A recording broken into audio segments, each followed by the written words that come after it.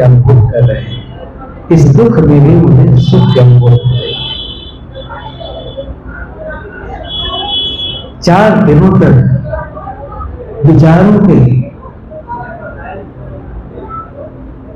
विचारों की गहराई में आप यात्रा करते रहे। महापुरुषों ने, संत गुरुजनों ने अपना विचार दिया।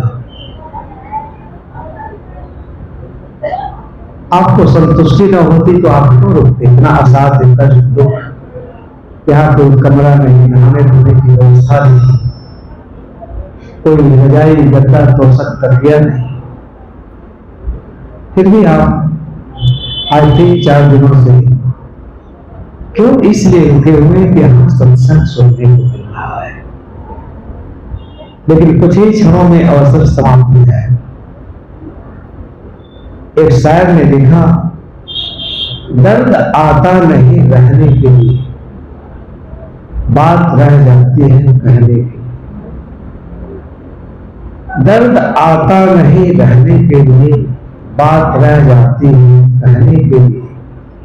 प्यार और तीर 2 किनारे हैं, जिंदगी धार है बहने के लिए।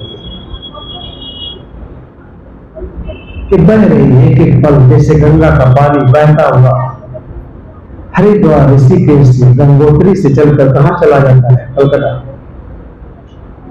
हर क्षण आप खो रहे हैं इस दुर्लभ क्षण को।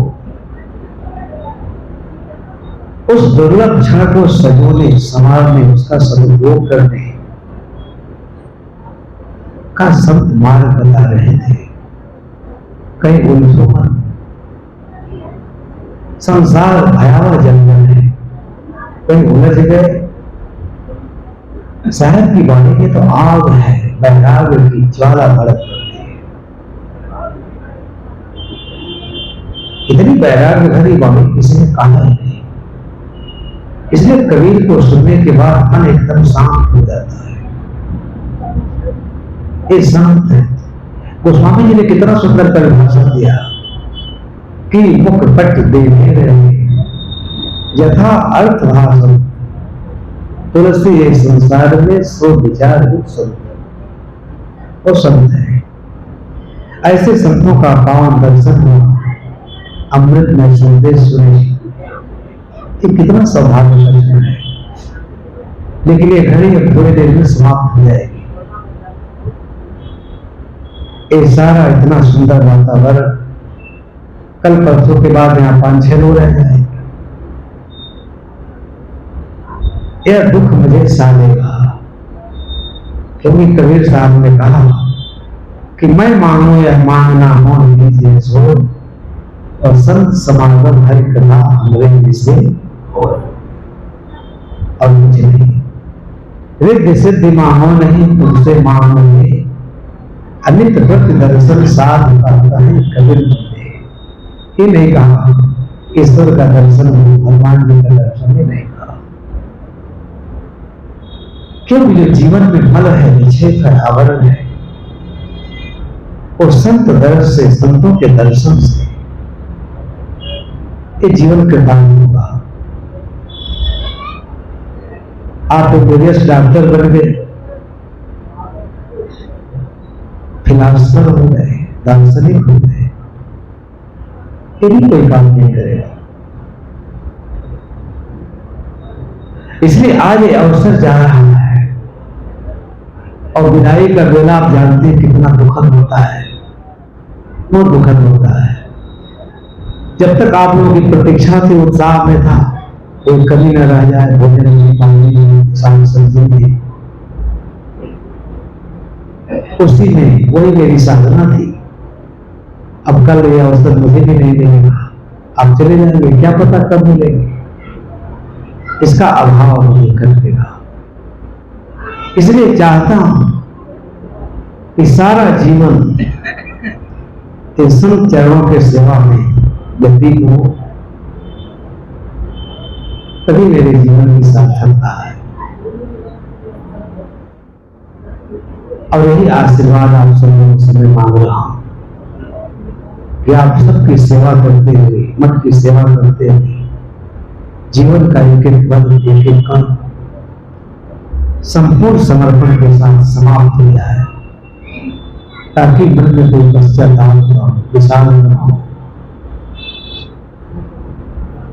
अद्भुत जीवन है।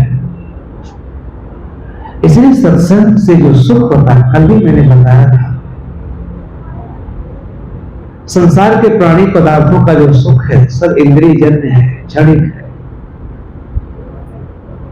परंतु जो सत्संग से सुख मिलता है, आध्यात्मिक सुख, वो अतीन्द्रिय सुख है, उसका वर्णन नहीं किया जा सकता है। सत्संग से जो सुख मिलता है वो शाश्वत है।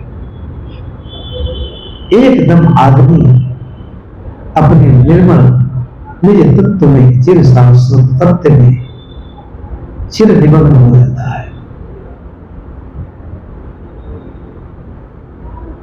ये साधना का पथ है। इसलिए अच्छे विचारकों को देखा गया, बुद्ध, महावीर, दूसरे लोगों ने उनका लिए मठ बनाया, स्वयं नहीं बनाए, बड़े बड़े राजा महाराजा बनाए, परंतु चारिका करते रहे, विचरण करते रहे, लोक हित के लिए, लोक कल्याण के लिए, कई सुख वैभव विलास का जीवन जिया। आज हम लोग उससे विरत हुए, मठ मंदिर, सुख ऐश्वर्य भोग उपभोग करने के साधन बन गए। इसलिए हमने अपना महापतन किया, विनाश किया। त्याग भी सुख है, इस बात को समझना होगा। ये सबका सार क्या था? शायद का एक पद है कि जो सत्संग आप सुन रहे थे, किस लिए सुन रहे थे? आपका शत्रु कौन है और मित्र कौन है? बड़ा छोटा सा विचार है। आपका मित्र भी आपका मन है, आपका शत्रु भी आपका मन है।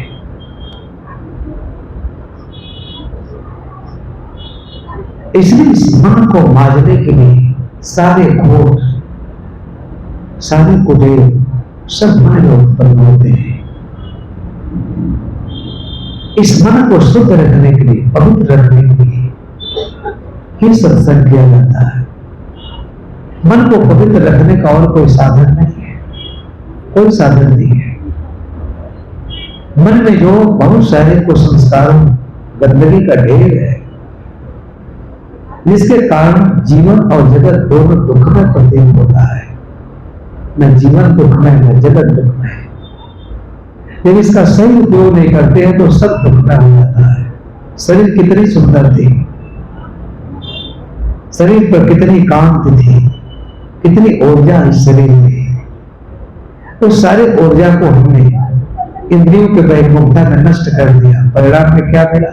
क्षणिक सुख और महादुख। वही मन अगर साधना परायण हो गया होता, इंद्रियों का संयम, कितना सुख होता।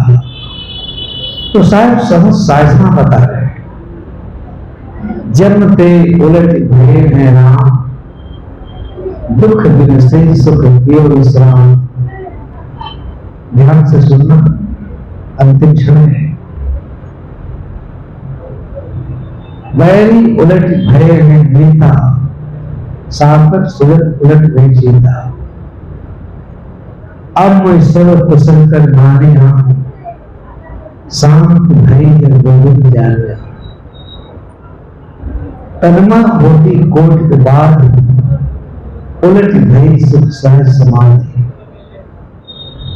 आप पिछाने आपने आप, रोग न व्यापे तीनों धाम। यह मन उलट सनातन हुआ, तब जानिया जब जीवन मोह। ये कबीर का पद है। मोक्ष इतना सरल नहीं है। कहीं कबीर सुख सहज समाओ, आप न डरो और डरा। एक पद में कितना विलक्षण अध्यात्म की चर्चा है। जमते उलट भय है राम। ये मन गंदा मन, दूषित मन जब भोगों के प्रमाण में पड़ जाता है, इंद्रिय विलास से कुछ संस्कारों का गंदा से आवृत हो जाता है। यही मन जब साधना करके सत्संग सुन करके, पहला चरण है सत्संग का, मन को शुद्ध होने का साधन। कुछ लोग आते हैं कहते हैं कि मुझे मठ में ये करना है, वो करना है, अच्छा मंदिर बनाना है, अच्छी व्यवस्था करनी है, आवश्यक है, परंतु अपरिहार्य नहीं है। अपरिहार्य है जो ये मन जमराज बना हुआ है। साहब कहते हैं इस जमराज मन को साधना के द्वारा, सत्संग के द्वारा, सेवा के द्वारा निर्मल करके इस मन को राम में लगाओ। जब तक ये मन बाहर विचरण करता रहेगा, बहिर्मुख, कहीं सुख नहीं मिलेगा। जब यही मन उलट गया, अपनी अंतरात्मा की गहराई में बैठ गया, जब विषय भोगों का परित्याग करके राम तत्व का स्मरण करने लगा, क्या हो गया? मन राम हो गया। राम दूसरा नहीं, राम आप हो। लेकिन जब अपने मन के भावों को नहीं सुलझाते हो, जिससे भोगों को उलझन के लिए मन जलता रहता है, बड़े खोटे खोटे विचार आते हैं, मन कांप जाता है। किस प्रकार से मन जमराज हो जाता है। इस जमराज मन को आप राम में लगाओ। जब तक संसार के भोगों में, संसार के सुखों की जब तक इसमें भावना बनी रहेगी, एक मन ही जमराज है। जमराज और कोई नहीं। जमराज कहीं आता नहीं, डरिएगा मत, जमराज आता है। आदमी विचित्र प्रकार का प्राणी है। एक गरीब आदमी था, बहुत गरीब था, बहुत श्रम करता था, लेकिन घर पे भोजन नहीं होता था। लकड़ी काटता था, बेचता था, किसी तरीके से जीवन यापन करता था। एक बार 5-7 दिनों तक लगातार बारिश हो रही, बीमार पड़ गया, लकड़ी नहीं काट पाया, घर में दुर्भिक्षता का शिकार, सब भूख प्यास से मरने लगे, तड़पने लगे, बुखार भी आ गया। तो परमात्मा को कोसने लगा, जैसे हम आप कोसते हैं। मनुष्य इतना चालाक प्राणी है, अपने चालाकी में ही अपना उत्पतन करता है। इस चालाक बनने की चेष्टा बहुत खतरनाक है। गंवार बनो, थोड़ा गुणवत्त बन जाओ, देहाती भाषा में कहता हूं, बहुत होशियार मत बनो।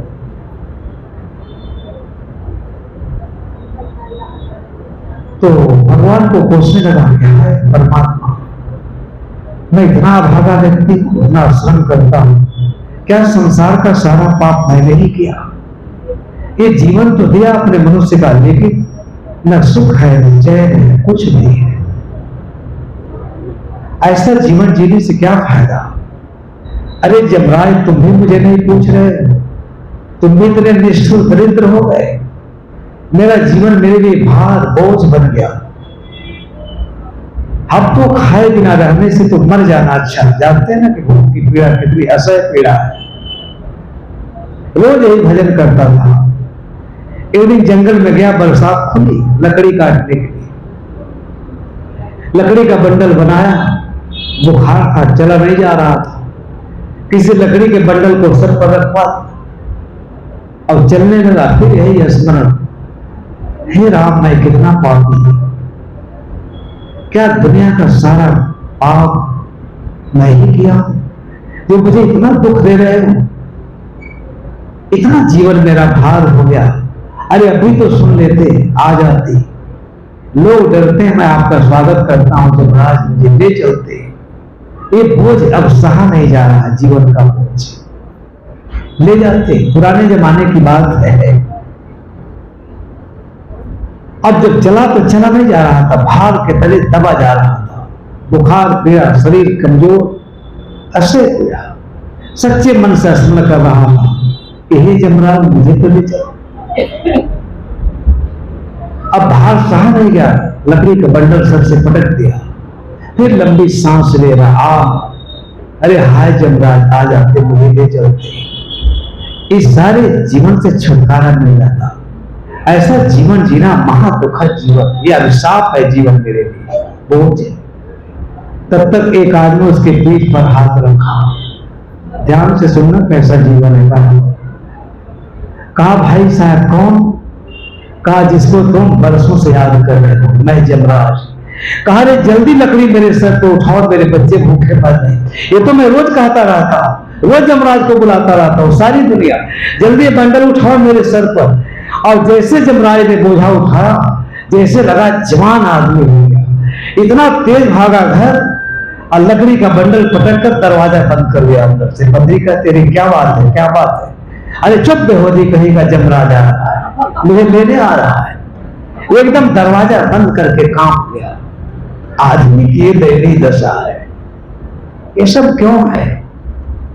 मन बड़े शुद्ध हो जाए, आप नहीं कहोगे, जानते हो इसे शायद कहते जम के उलट भय है राम। ये जो जमराज मन, गंदा मन, दूषित मन, प्रदूषित मन, जिसके कारण सारा जीवन और जगत भयावह लगने लगता है। सुख तो है पर क्षणिक है। शायद कहते हैं इसके लिए सत्संग में जाओ, सारे पुरुषों का दर्शन करो, उनके पावन सानिध्य में उनका पावन संदेश सुनकर इस मन को शुद्ध करो, राम में लगाओ। संसार आसान है, ऐसे है, जैसा है वैसा है। इसलिए इससे विमुख हुए बिना, राम में मन लगाए बिना तुम्हारे जीवन का दुख क्लेश ये नहीं मिट सकता। ये सच्ची बात है कि नहीं है? कोई सब काम करे लेकिन भजन न करे, मन को शुद्ध न करे, मन में सारे संसार को भरता रहता, भरता रहता। एक क्षण, कुछ लोग कहते हैं भजन करते हैं 24 घंटा, तो वो संसार का स्मरण करता है, भजन कब करता है? पुत्र का, धन का, परिवार का, जमीन जायदाद का, रात दिन भजन करता है इसका, और कहता मैं भजन कर रहा हूं। दो काम एक साथ नहीं हो सकता। इस संसार का मोह त्याग किए बिना सच्चा सुख का दर्शन नहीं हो सकता, कदापि नहीं हो सकता।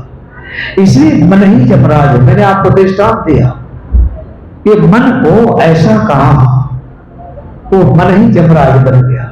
ये कहानी है, कहीं जमराज नहीं आया होगा, परंतु तो हमारे आपके सामने अगर उपस्थित हो जाए तो दरवाजा बंद करने के सिवाय कोई उपाय नहीं। कितने महात्मा कहते कहते मर गए, आओ मैं तुम्हें स्वर्ग लेके चलता हूं। मैं स्वर्ग जाने का रास्ता पता है, ब्रह्मा मिले, विष्णु मिले, तमाम संतों को मिलते रहते हैं। खैर हम लोगों को नहीं मिले आज तक, न मिलेंगे, याद रखना। बहुत महात्माओं को मिले।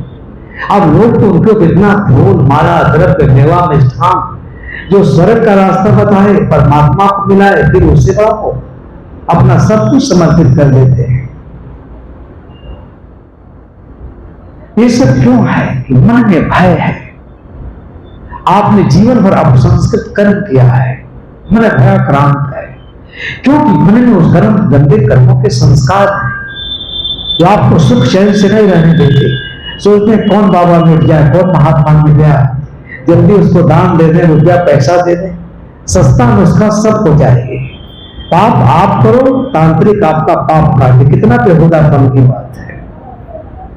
पाप आप करो और कहां जाओ, शराब लेकर के बृहस्पतिवार और शुक्रवार को चले जाओ काल भैरव, शराब चढ़ा दो, काल भैरव तुम्हारे सारे पाप काट दे। ये सारे मन में गंदे संस्कार बनते हैं, इसलिए बोझ है, इसको समझने का प्रयास करना चाहिए। सदगुरु कबीर साहब आध्यात्म कितने ऊंचाई पर बैठे हैं कि सारे धर्मशास्त्र फीका लगने लगते हैं। साहब ने कहा और कम करने की जरूरत नहीं, कि राम राम कहो, माला फेरो, विपස්සना करो, ध्यान करो, तो करना चाहिए, परंतु पहला काम है अपना जो तुम्हारा मन जमराज बना हुआ, इस मन को पहले, इस मन का परिष्कार करो, शुद्ध करो, विशुद्ध करो। जब तक मन शुद्ध नहीं होता है, माला नहीं फेर नहीं सकते। माला तो हाथ में रहेगी, लेकिन मन कहां रहेगा? क्या कहते हैं साहब? राम राम कहते हो। मैंने वैष्णव साधु को देखा तो बहुत बढ़िया बात कह रहे थे। कहे महाराज जी क्या बताऊं, श्री राम जी की कृपा से हमारे पास अयोध्या में बहुत बड़ा मठ है। श्री राम जी की कृपा से बहुत सारे किराएदार हैं। श्री राम जी की कृपा से कुछ किराएदार किराए भी नहीं देते हैं। श्री राम जी की कृपा से क्या बताएं, श्री राम जी की कृपा से कुछ किराएदार तो हमारा जमीन ही हड़प लेना चाहते हैं। श्री राम जी की कृपा से हमारे यहाँ गौशाला है, 4 गायों ने बच्चियां दिया है, लेकिन श्री राम जी की कृपा से चारों की बच्चियां मर गई। श्री राम जी की कृपा से देखिए, मैं अयोध्या जा रहा था, श्री राम जी की कृपा से मेरा दामाद ट्रेन में एक्सीडेंट हो गया, मर गया। मैं क्या बताऊं, आदमी को अपने ऊपर भरोसा नहीं, सब श्री राम जी की कृपा से होता है। तो कहानी में जरा भी विचार नहीं करता, मैं कहा क्या अच्छा हुआ तभी श्री राम जी की कृपा से, बुरा हुआ तभी श्री राम जी की कृपा से। इस विचार से ऊपर उठने की जरूरत है। अपने मन का साक्षी बनो। ये साधना के बिना नहीं हो सकता। सब कुछ राम की कृपा से, सब कुछ आपके कृपा से हो रहा है। चोरी करने आप जाते, झूठ बोलने आप जाते, राम बुलवाते हैं, कहते हैं महाराज जो कुछ हो रहा है सब ईश्वर की कृपा से। साहब कहते हैं सब कुछ हो रहा है तुम्हारे गंदे मन के कारण, दूषित मन के कारण। मन अगर ठीक हो कुछ नहीं होगा। इसलिए सत्संग का फल क्या है? इस मन को इतना निमज्जित कर लो, इतना मांझ लो, इतना स्वच्छ कर लो कि जीवन में सारे क्लेश, सारे दुख ये सब मिट जाए। सुख के विश्राम और अपने जीवन में परम सुख ये विश्राम पा जाओ। कहां विश्राम पाना है? महाराज जनक को इतना उपदेश देते रहे अष्टावक्र, और क्या कहा उनके, उन्हें समझ में नहीं आता है विषय, इतना जल्दी समझ में आ रहा है। बड़े बड़े महारथी नहीं समझ पाते। इसे समझने के लिए शायद है और अद्भुत प्रसंग है। दुख दिन से सुख के विश्राम। तब महाराज जनक को अष्टावक्र ने कहा, यद्य हम पृथक कृत्य चित्त विश्राम तिष्ठति अग्नैव सुखी शांतो। कितना विमल ज्ञान है।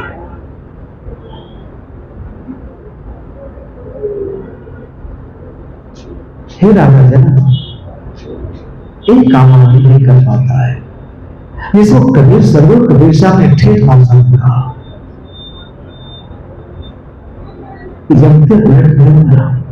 राजन जीवन भर मनुष्य शरीर को ही आत्मा मानता रहता है। इसलिए शरीर भोगी न हो जाए, शरीर भोगी न हो जाए, शरीर में दुख न आ जाए। जीवेशा का महारोग उसे सताता रहता है। मृत्यु अवश्य पावी है। दुख रोग का इलाज करना चाहिए, परंतु ये सदा रहने वाली नहीं है। जब तक है बहुत है, इसमें करने जो भी काम करो, ये शरीर पाने का फल है। विषय सुख सब क्षणिक है, अनात्मा है, सब दुख रूप है सारा जगत। कहते हैं महाराज, स्वयं को देह से अलग जानो, तुम देह नहीं, देह में रहने वाले दिव्य आत्मा। चित्त विश्राम तिष्ठति, अपने उस चित्त में परम विश्राम पाओ। वही बात सदगुरु कबीर साहब कहते हैं, दुख दिन से सुख के विश्राम। परम विश्राम कहां है? अपने स्वरूप में, अपने आप में। हमें वहां चित्त विश्रांति मिलती है। बड़े बड़े साधकों को मिला। ये बात अत्यंत समझने योग्य है। ये किताब आत्मा के शब्द है, साधारण शब्द नहीं है। आदमी को कई प्रकार के भय से ग्रसित है। हंसा संशय छोड़ी गैया, गैया बिगड़े मछलवे।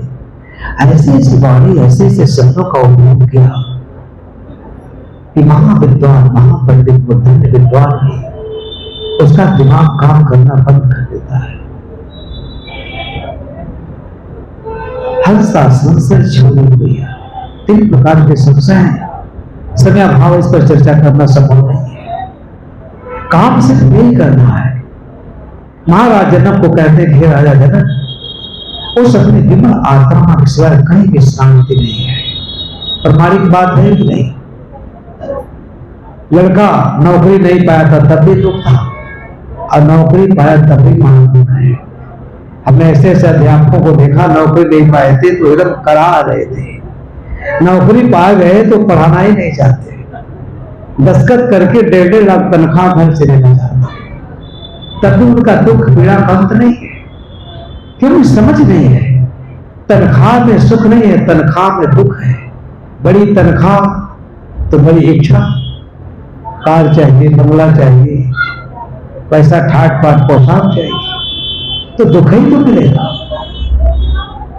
सुख तो संतोष में है, जो कुछ है उसमें संतुष्ट नहीं है। तो राजा जनक को कहा कि परम विश्राम केवल अपने आत्मा में है।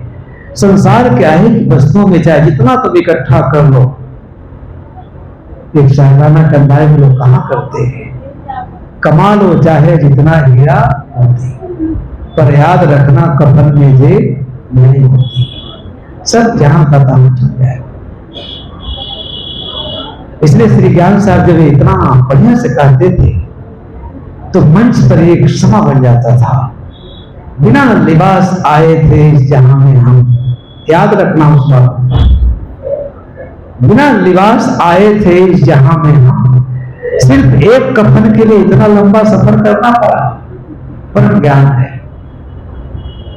चाहे पूरा संसार का वैभव, प्रधानमंत्री नेहरू, लाल बहादुर शास्त्री या कोई भी हो, अपने प्रधानमंत्री के लिए तो मैं उनके दीर्घायु की कामना करेंगे, जो भी जीवित है, लेकिन जो नहीं रहे उनको भी केवल कफन ही मिला। कोई सोने का लेप कर कार्य में लेप के नहीं गया, केवल मार्किन का कफन मिला। ये कितना सार्वभौम बात है। ज्ञान का सारा रिजल्ट इसमें है। कुछ भी कर लो, लेकिन जाते समय नंगे आए थे, थोड़ा लोग दया कर देते हैं कि कपड़ा से ढक के दफन कर देते हैं, पर मिलेगा एक कफन और कुछ नहीं मिल सकता। बताओ किसी को कुछ मिला हो तो? मिस्र के पिरामिड में जाके देखो, वहां के राजा रानियों कितनी इच्छा प्रबल थी। जब उनकी शरीर मरी, वो लोग कहे थे कि देखो हमारी शरीर जीवित हो सकती है। सोने के चादरों से उसके लपेटी गई उस लाश को, बड़ी मोटी मोटी चादरों में।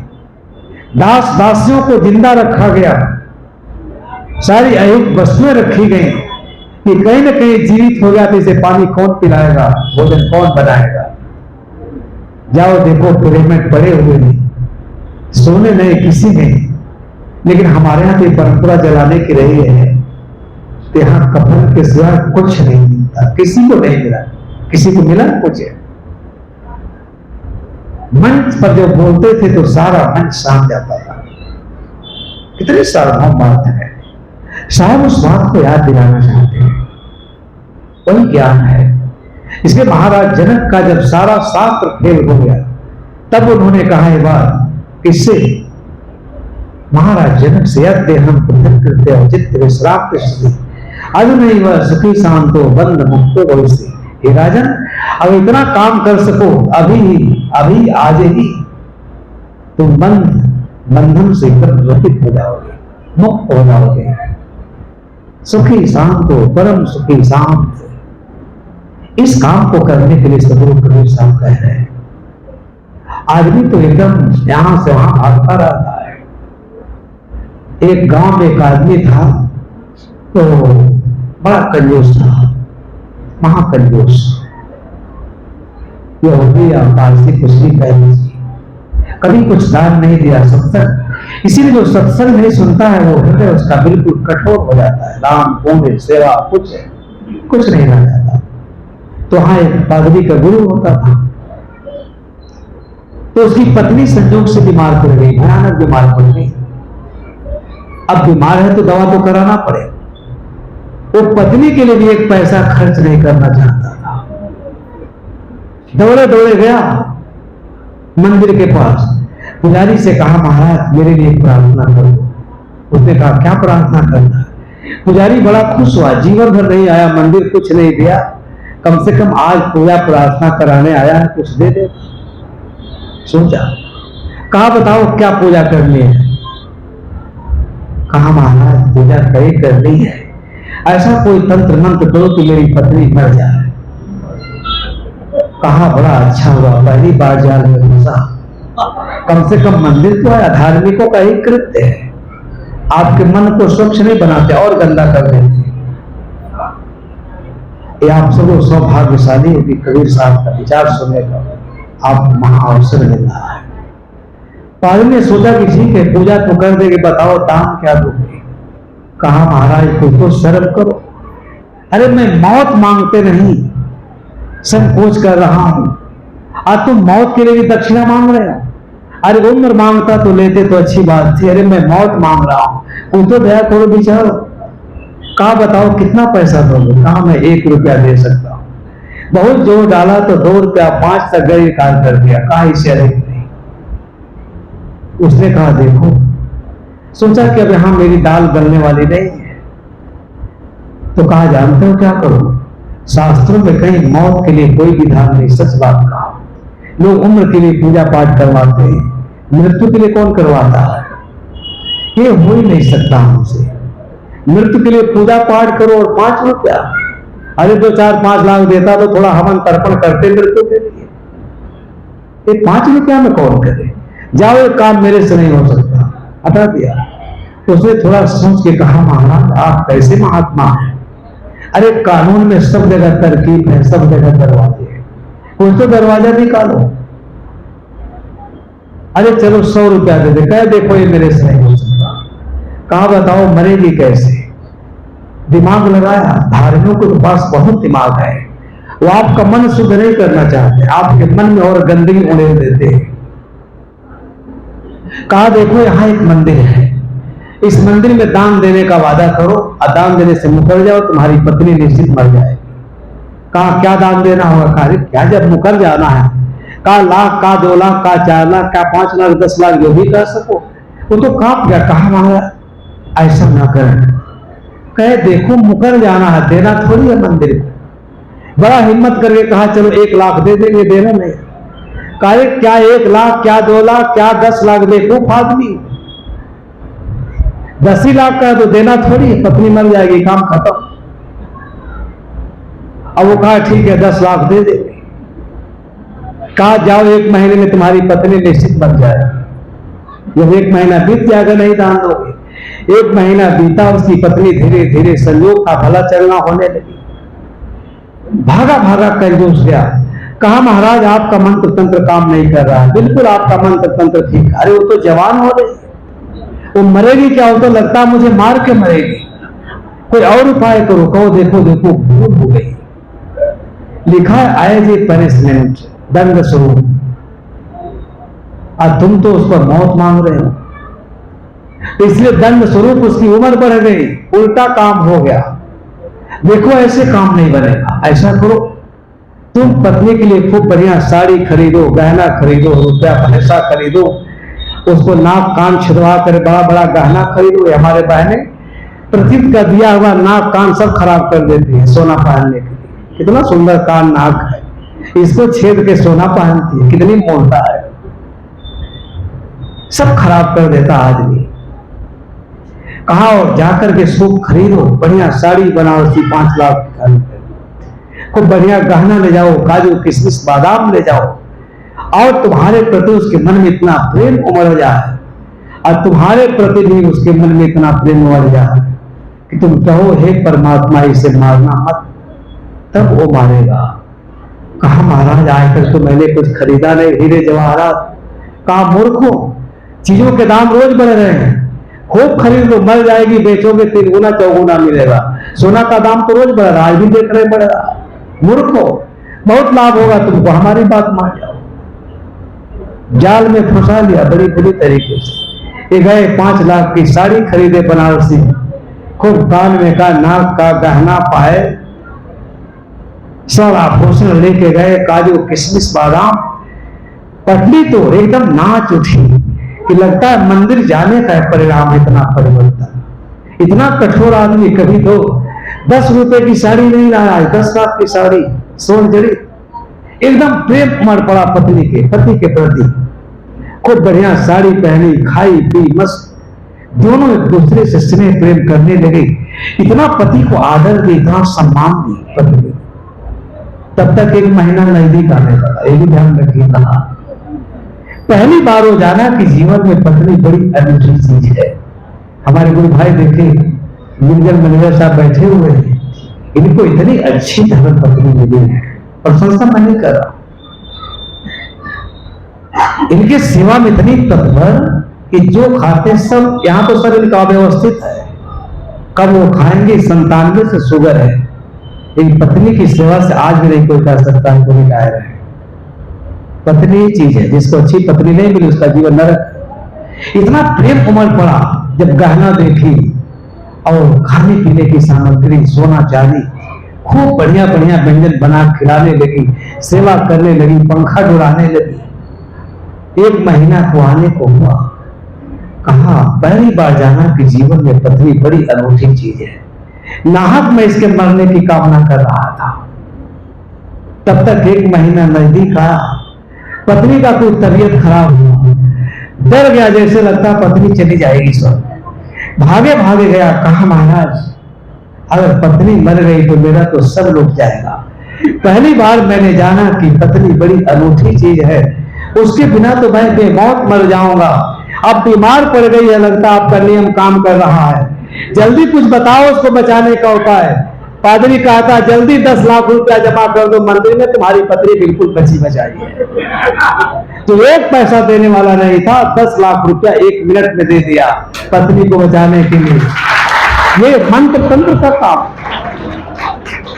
एकदम हताश निराश, कहा वो इसके जाल में पड़ करके मैं जीवन की कमाई गंवा दिया।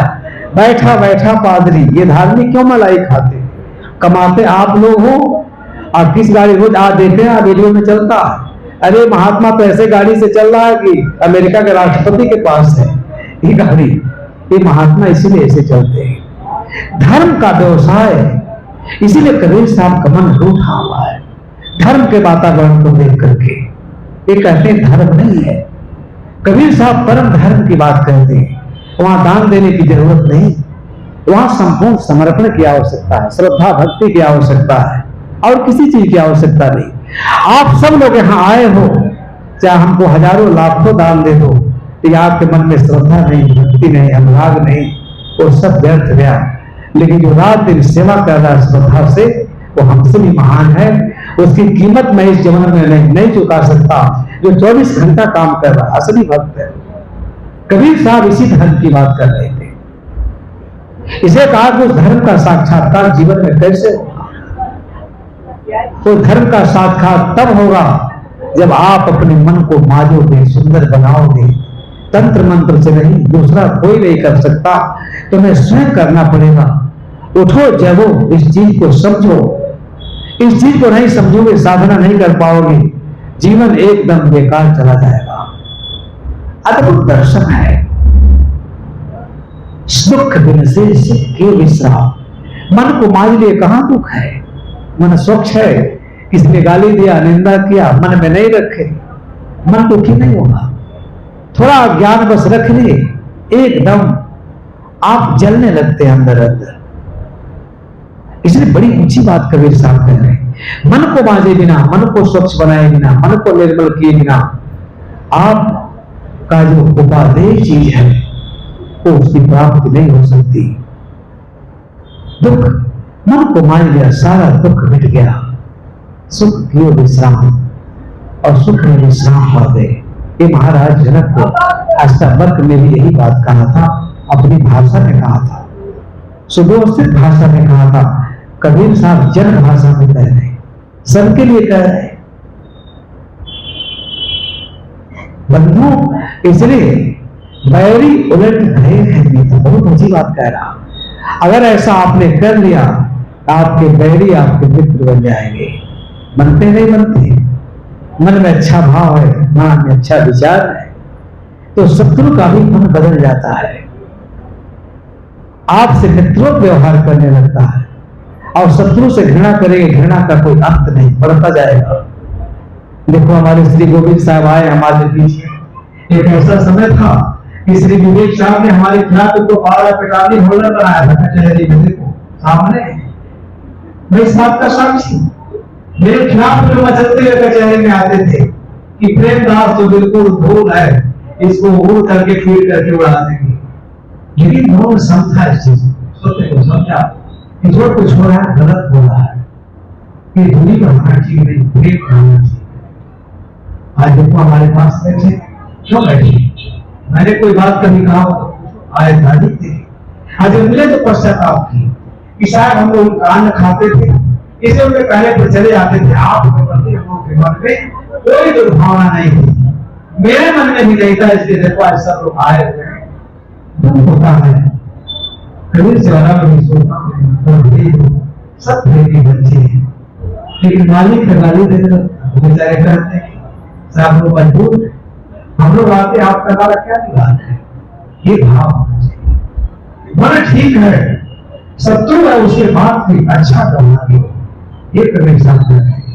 वो तुम्हारे प्रति घृणा का जो बीज देता है, उसके प्रति का तुम सुजत का बीज दो, देखो उसका मन बदल जाता है।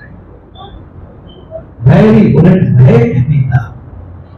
अगर मन स्वच्छ हो गया, साफ हो गया, साफ हो गया, तो बैरी भी आपको नहीं भूलता। साकट सुजत नहीं जीता, तो साफ कहें, निर्मले हैं, भ्रष्ट हैं, चरित्र नहीं, ये लोग भी आपको सही पाना चाहेंगे कि आदमी तो प्रकाश तो क्या है। हम लोग बुरा प्रकार में इसके पास जाने से विवेक का लायक हो जाए। साकट उलट सुजत नहीं जीता। अच्छे महापुरुषों की संगत से दुष्ट व्यक्ति, दोषी व्यक्ति ही निर्भर करने हो जाता है। आपने अनेक उदाहरण देखा, लेकिन पूछता नहीं गई थी। कोई भी चीज मन के जिज्ञासा का विषय नहीं, गहनता से पकड़ने की आवश्यकता होती है। अगर आप निर्मल हृदय के हैं, तो साकट व्यक्ति भी, चोर चांडाल व्यक्ति भी आपका सुसंग पाकर, आपका सानिध्य पाकर वो महानता के शिखर पर जा सकता है। लेकिन अगर आप गुण गंदा है, आपके पास स्वच्छ मन वाला गया तो भी गंदा हो जाए। इसलिए साहब कहते हैं स्वच्छ मन का रहेगा, कोई साधना नहीं, सब निरंतर, सब बेकार।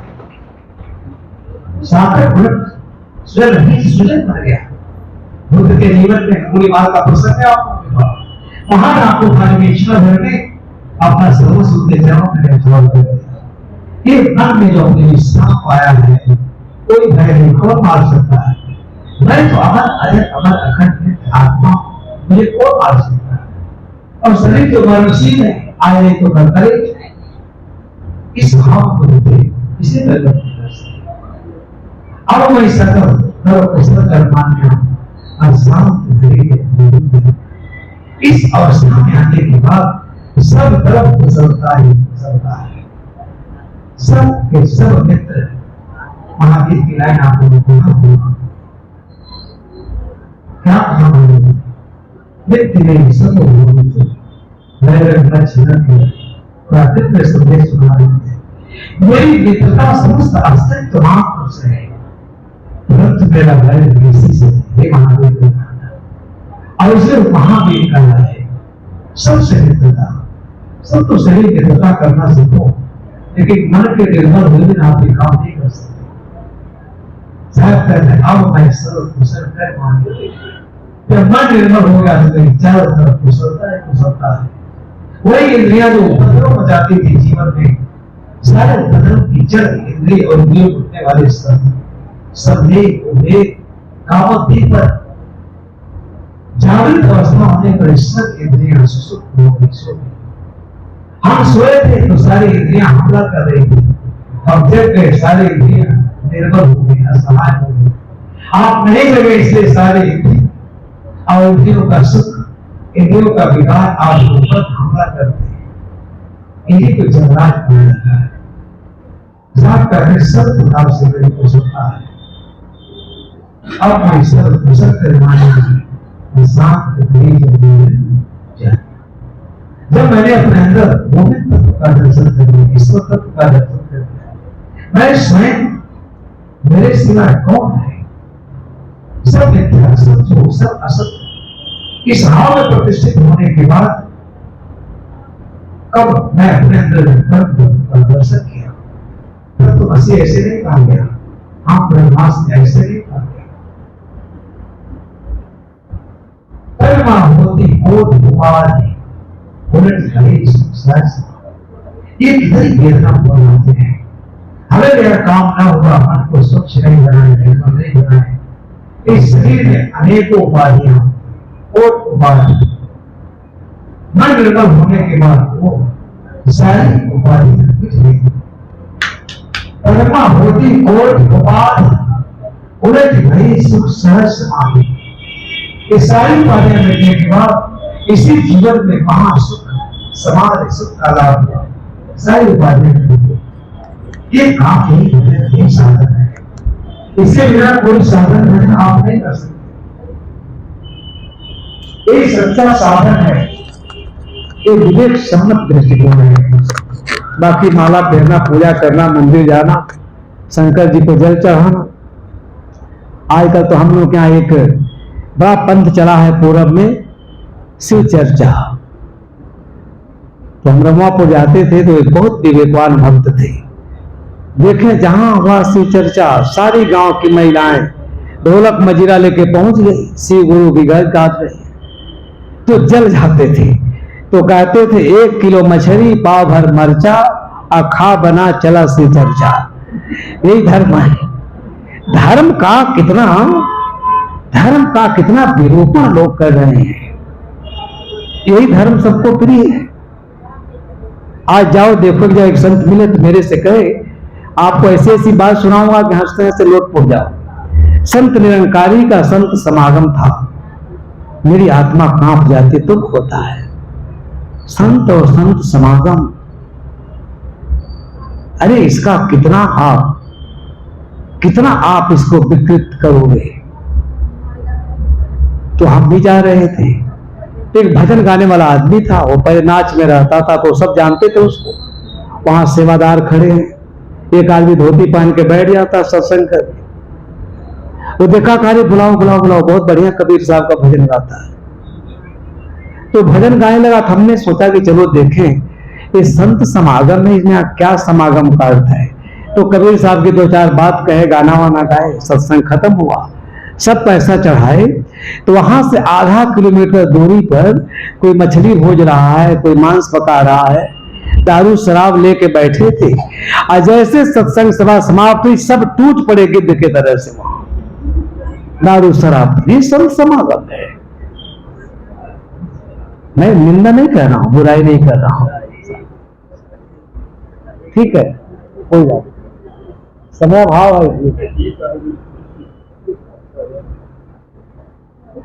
ये सब को फल इसलिए प्राप्त होता है कि आप अपने मन, अपनी आत्मा, अपने जीवन का उचित मूल्यांकन नहीं करते। मैं क्या हूं? इतना गंदा व्यक्ति भी सत्संग कर रहा है, सब समागम कर रहा है, कहां ले जाएंगे आप धर्म को? साहब कहते हैं तन में होती कोई उपाधि, ये उपाधियां हैं, लेकिन मन स्वच्छ हो गया तो उलट गई सुख सहज समाधि। आप पिछाने आपे आप, रोग न व्यापे तीनों ताप। अगर इसी जीवन में अपनी पहचान हो गई, आप पिछाने आपे आप, आपने स्वयं को पहचान लिया, तो रोग न व्यापे तीनों दैहिक दैविक सब दुख समाप्त है, कुछ नहीं बचा। कैसे बचेगा? ये आदमी तो हर जगह मनोरंजन करता रहता है। एक बार कुछ लोग जा रहे थे हरिद्वार एमपी से, तो कुछ चक्के टाइप बच्चे थे 4-6, जैसे बच्चे तो बच्चे होते यूनिवर्सिटी के पढ़ने वाले। वो लेट से गए, टिकट कटा के पहुंचे तो सारी गाड़ी फुल, चीटी रखने का जगह नहीं था। आप पिछाने आप अपनी समझ नहीं आई तो आप अपने को दुख में आवृत कर देते चारों तरफ से। देखिए कहीं जगह नहीं मिली, एक कहता है सुनो ऐसे जगह नहीं मिलेगी, रात भर परेशान हो जाएगी। हम कहेंगे देखो सांप सांप सांप, तुम कहना इधर इधर उधर, तो तुम कहना नहीं इधर इधर इधर, देखो बिना कहे सारी गाड़ी खाली हो जाएगी। आदमी एक ऐसा खुराफाती जानवर है जिसके बारे में कुछ नहीं कहा जा सकता। पढ़ा है लिखा है, बहुत बुद्धिमान है, लेकिन अपने बुद्धिमानी का इतना दुरुपयोग करता है, अपने जीवन को ही संकट में डाल देता है। तीनों पहले रिहर्सल की, बाहर मन मजबूत बनाए, गाड़ी बिल्कुल छूटने वाली थी, 10-15 मिनट बचा था, किसी तरह से एक डब्बे में घुसे और पखाने वाले डब्बे के पास जाएगा, कहा से अरे सांप सांप सांप। सांप सुनने के बाद जैसे लगा वहां मौत हैजा आ गई, सब कूद फान के बाहर हो गए। वो कहता है किधर किधर, कहता इधर इधर इधर इधर। उधर के लोग भागने लगे, अरे किधर किधर किधर, कहा देखो इधर इधर इधर। इतना कहते कहते एक नहीं पूरी की पूरी गाड़ी, कहे कुछ नहीं, हल्ला मचा। ड्राइवर आया, टेक्नीशियन आया, स्टेशन मास्टर ने कहा नहीं गाड़ी रोको, बहुत भयंकर सांप है, कहीं आगे जाकर लोगों को काट दिया बहुत बड़ा खतरा हो जाए और हम लोगों की नौकरी चली जाएगी। पूरी गाड़ी को जांच करो, पहले गए भले 4 घंटा लगे और 4-6 टैक्सी लगे जांचने के लिए। सब यात्री उतर के सब चले गए, पूरी गाड़ी खाली। अब जिसमें कहे इधर सांप इधर गया उधर गया, उसमें तो एक आदमी नहीं।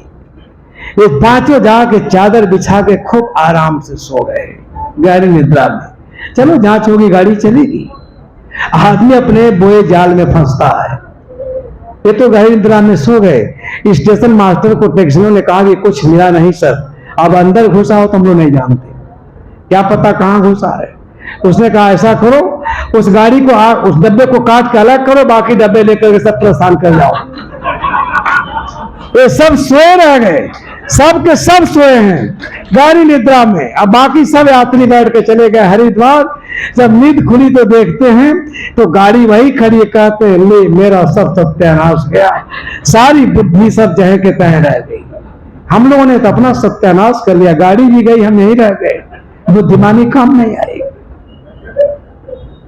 इसलिए आदमी के पागलपन का कोई उपाय नहीं है। साहब कहते हैं कि आप पिछाने आप ही आप। जिस दिन आप अपनी समझ हो जाएगी तो आपके मन में कोई दुर्मति नहीं रहेगी, दुर्बुद्धि नहीं रहेगी। और दुर्बुद्धि नहीं रहेगी तो क्या आप इस प्रकार का षड्यंत्र रचेंगे?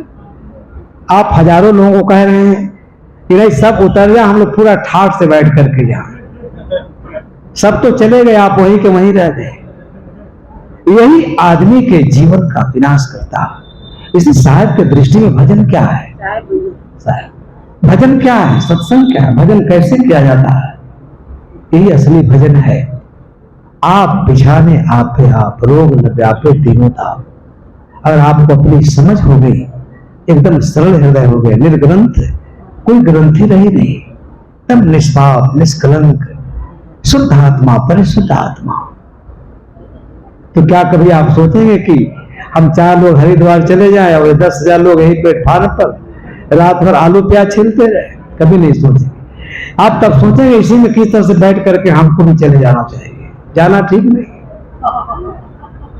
ये आदमी साहब कहते हैं आप अपनी समझ हो गई, विवेक जगा तो सारी दुनिया अपनी जैसी दिखाई देती।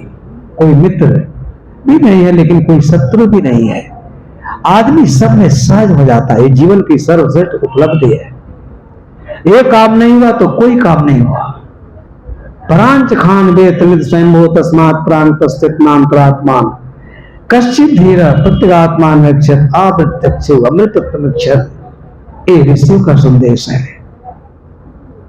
प्रकृति ने ईश्वर शब्द वहां है लेकिन है प्रकृति की सत्ता ईश्वर है। इंद्रियों को स्वभाव से बहिर्मुख बनाया, इसलिए हर आदमी बाहर देखता है, बाहरी पदार्थों में सुख ढूंढता है। कोई एकाधीर पुरुष है जो अंदर मुड़ने वाला होता है और अपने अंतरात्मा को देखता है, सारे इंद्रियों को समेट लेता है। तब क्या होता है? उसे अमृत लाभ होता, अमृतत्व अक्षर, वो अमृत की इच्छा रखने वाला होता। अमृत आपसे बाहर कहां मिलेगा? अमृत तो आप में है। उस अमृत आत्मा तक पहुंचने की आवश्यकता है। बुद्धि विलास में पड़ा हुआ व्यक्ति अपना कितना पतन करता है। आप पिछाने आपे आप, रोग न व्यापे तीनों, तीनों दैहिक दैविक, कोई दुख नहीं। आप में कहां दुख है? आत्मा में कोई दुख है? आत्मा में जब संस्कारों का संयोजन हो जाता है तब उसे दुख की अनुभूति होती है। आत्मा तो निर्मल है, खड़ा आयतन के कारण। ये दार्शनिक बातें हो जाएंगी। इसलिए आत्मा में कहां दुख है? संतों सो निज देश हमारा, इसलिए कहा कि सार की शाखा पड़ी। इतना विमल दृष्टिकोण है। आशा भाषा संत का ब्रह्मा लके न दे, खड़ दर्शन खटपट करे बिरला पावे पे।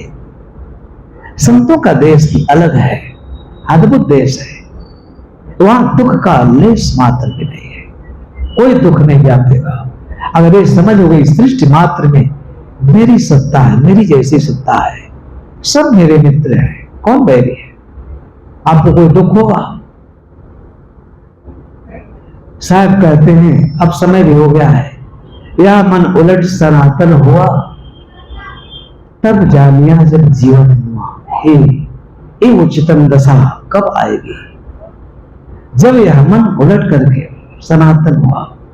कब जाना? जब जीते जी मर गया। ये साधना का फल है, जीते जी मर जाना। लेकिन साहब कहते हैं मैं न मरूं मरे संसारा। क्यों कहा? यह मन उलट सनातन हुआ। सनातन सत्य को, रहस्य को जब समझा तब जानिया जब जीवन हुआ। ये उच्चतम दशा, उच्चतम स्थिति, परम पावन दशा। जब जीते जी मृत स्थिति को मर जाओ, मन को मार लो, ये सहज नहीं है, बड़ा कठिन है। कई जन्मों के संस्कार प्रबल होंगे तब आप कर पाएंगे, इतना आसान नहीं है। जीते जी अपने को मरना समझना, इस मन को मार लेना ही मरना है। मन मर गया, क्या बचा? कैसे साके मर के हुआ हो, अब मेरे पीछे है चले जैसे मेरा साथ की साथी है ना। इस पर समझो, जब आप मर जाओगे जीते जी, मन को मार लोगे कि सनातन रहस्य है, तब ये बोध आएगा उच्चतम दोष, वहां संबोध का क्षण। फिर वहां कुछ न पाना है न कुछ खोना है, आप स्वयं विद्यमान है। वो उस उच्चतम दशा में जाने का सदैव कबीर साहब ने मार्ग बता। कहीं कबीर समय होगा, कहीं कबीर सुख सहज समाओ, आप न डरो न और डराओ। लेकिन हम लोग करते क्या है? सुख कहां है? साहब जी कहा करते थे कि गर्मी का दिन था, एक घर में एक मेहमान आया। तो मेहमान आया तो वो क्या किया, खूब बढ़िया नींबू का शरबत बनाया मेहमान के लिए, और खूब बढ़िया पंखा उखा चला दिया, कूलर उलर चला दिया। मेहमान खूब बढ़िया शरबत पिया और खूब शांति से सोया। जब जाने लगा बहुत धन्यवाद देने लगा। कहा भाई साहब आप बहुत व्यवहार कुशल हैं, आपने मेरे साथ इतना सुंदर व्यवहार किया, तपती हुई गर्मी से आया, खूब बढ़िया शरबत पिलाया, पंखा चलाया, हम गहरी निद्रा में सो गए, खूब बढ़िया विश्राम पा गए। उसके दिमाग का वो स्क्रू था, ढीला था, तो सोचा आज से जब कोई घर में मेहमान आए तो तुरंत शरबत बनाना चाहिए और कूलर पंखा सब चला देना चाहिए। तो गर्मी का समय था। अब जाड़े में उसके घर में एक मेहमान आया। जाड़े में जब मेहमान आया तो खूब बढ़िया नींबू का शरबत बनाया, शरबत दे दिया, पंखा चला दिया, कूलर चला दिया। वो तो शरबत पीने भर में एकदम कांपने लगा, थर थर थर थर। कहता है भाई साहब क्या बात है, क्या शरबत में चीनी बराबर नहीं है? कहा अरे हटाओ हटाओ, चीनी की जरूरत नहीं है, तो मेरा जान मार देगा। बताओ पंखा चला दिया, शरबत चला दिया, जाड़े के दिन में पंखा चलाने की जरूरत है? इस समझ की बात है। कहें कबीर सुख सहज समाओ। और जाड़े में कोई मेहमान आया, खिलाया पिलाया, रजाई ओढ़ा दिया। तो कहा जब कोई जाड़े में मेहमान आए तो खिला पिला करके मेहमान घर में आए, जाड़े में नहीं, तो खूब बढ़िया रजाई वजाई ओढ़ा देना चाहिए। तो जेठ बैसाख में एक मेहमान आ गया, वही बहुत धन्यवाद दे गया जाड़ा वाला, भाई साहब आपके घर में तो बहुत सुख मिला, आपने हीटर चला दिया, रजाई ओढ़ा दिया, खूब बढ़िया भोजन करा दिया, सुख ही सुख है। कहा जब कोई घर में मेहमान आए तो हमको क्या करना चाहिए? रजाई ओढ़ा देना चाहिए, भोजन करा देना चाहिए, और क्या करना चाहिए? हीटर उटर चला देना चाहिए। अब वो जेठ के तपती में मेहमान आया, अब क्या क्या खिलाया पिलाया तो खूब बढ़िया से, और जैसे सोने गया डबल रजाई उड़ा दिया, हीटर भी चला दिया।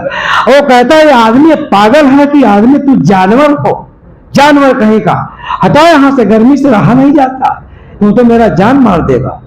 वो कहता है ये आदमी क्या स्क्रू ढीला है, बताओ उसको मैंने रजाई दिया, सबको चढ़ाया, कितना धन्यवाद दिया, ये कहता है जान मार दोगे, हटाओ हटाओ, रजाई की जरूरत ही नहीं है।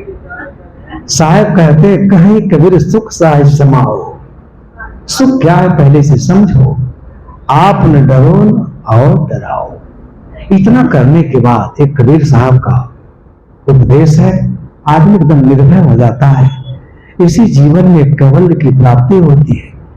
लेकिन दूसरे से सीख लेना कि महाराज जी आए थे, माला वाला जाप के घर में तो बड़ा सुख हो गया, तो आप भी अपने घर में महामृत्युंजय का पाठ कराते रहना तो दुख ही दुख होगा। इसलिए मैंने कथा सुनाया।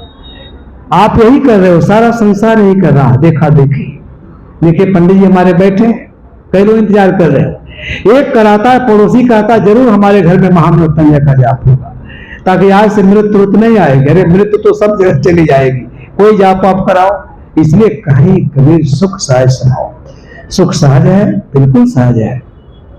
आप न डरो, आप निर्भय हो जाओ, ताकि तुमसे दूसरे भी निर्भय हो जाएं और अपने जीवन को कृतार्थ करें, जीवन को पूर्ण बनाएं। एक कबीर साहब का संदेश है। अब अंतिम घड़ी है, एक सत्संग का बेला समाप्त। आप लोगों ने बड़ी धैर्य से, बड़ी विमान भाव से, विनयानोत भाव से मेरी बात सुनी। आप सभी के अच्छे जीवन के, सुखी और स्वस्थ जीवन की मैं मंगल कामना करता हूँ। और एक निवेदन ही कि सबके अंदर ऐसे ही धर्म के प्रति ऐसा ही अनुराग बना रहे, आस्था बना रहे, विश्वास बना रहे, धर्म परायण होकर जीवन जी, तब हम एक आदर्श राष्ट्र, एक आदर्श समाज, एक आदर्श परिवार को बनाने में हम सफल होंगे। और मुझे लगता है जिस दिन ये काम हम कर लिए तो स्वर्ग पृथ्वी पर उतर आएगा और कुछ करने की आवश्यकता नहीं है। आप सबको बहुत बहुत धन्यवाद देते हुए और संत गुरुजनों के चरणों में शीश नवाते हुए और ये आशीर्वाद मांगते हुए कि आप सबकी कृपा बनी रहे, आप सबका सेवा करने का सौभाग्य बराबर मिलता रहे। मैं अपने विचारों को विराम देता हूँ। प्रेम से बोलिए श्री सदगुरुदेव की। एक बार जोरदार जय हो जाए।